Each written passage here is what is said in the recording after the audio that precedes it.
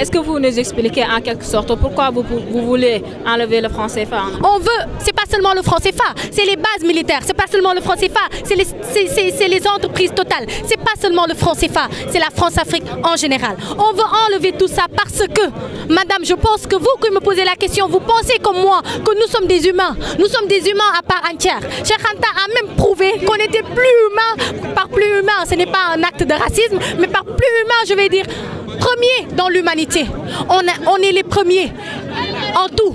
Si c'était une classe, j'allais dire qu'on a pris la première place. On a inventé la science des mathématiques, on a inventé l'écriture, on a inventé de par les hiéroglyphes, on a inventé la philosophie, on a inventé les pyramides, on a inventé la société.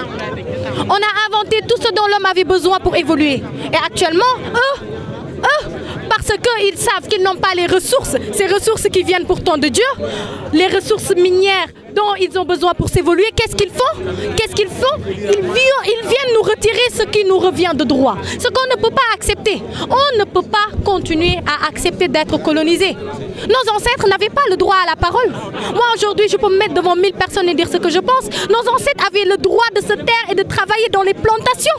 Si aujourd'hui, on dit que Kocc Barma n'est pas un philosophe, alors que celui qu'on dit être le père de la philosophie n'a jamais rien écrit, c'est des questions que la jeunesse d'aujourd'hui doit régler. Si aujourd'hui on traite l'Afrique de barbare, alors que ni Hitler ni Napoléon n'est africain, c'est des questions que nous, la jeunesse d'aujourd'hui, on a le devoir de régler. Raison pour laquelle on ne peut pas rester chez nous, on ne peut pas rester à manger et à boire comme ils le veulent, nègre, ventre plein, nègre content, non.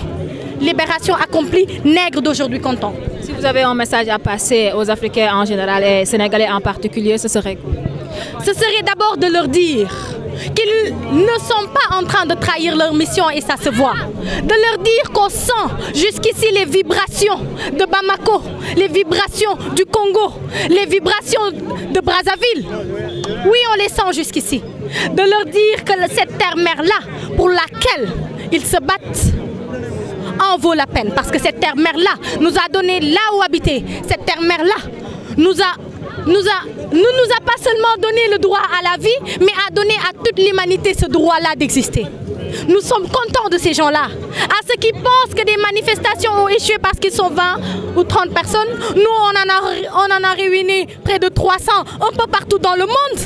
300 un peu partout dans le monde, ça fait des millions d'Africains qui se lèvent pour dire non.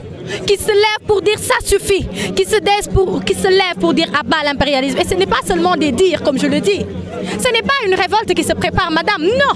C'est une révolution à grande échelle qui se prépare. Et on a les armes pour mettre fin à cette France-Afrique qu'on est en train d'exploiter. Me tuer moi ou tuer le président de l'ONG, Kémy Séba, ne changera rien. Parce qu'on a créé une jeunesse, vous avez vu ici des gens de tout âge, qui vont et qui sont en train de relever ce défi, qui est la libération de notre peuple. Ndeye Nogué Babel Sow. Merci.